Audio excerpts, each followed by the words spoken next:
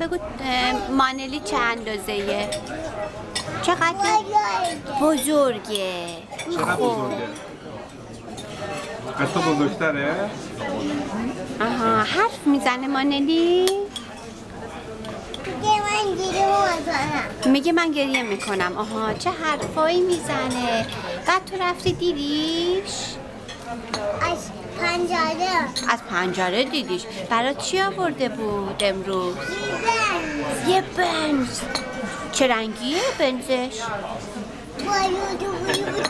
آها، چه رنگش جالبه. آرمان متوجه رنگش شدی؟